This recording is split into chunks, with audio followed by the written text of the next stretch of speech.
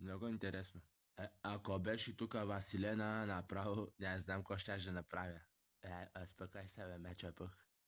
Хората ми викат ти какъв мечка си, защо си жълто мечка? Аз викам, аз съм мечка, ама не съм жълто. Хората ми викат отдалеч приличаш на зрънчо. Ай си бе. Къде приличам? Да го едем то си ядене. Цункай ми, Василена.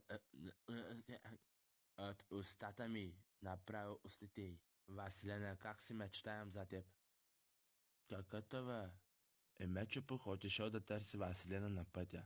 И като си варял на пътя на тревата, е видял мед с много пчели вътре. Взел едно япрак да бърка на пчелите навътре. Мечо пух е разбрал, че вече тръгнал да става обратно. Гари, какво правиш тук, бе?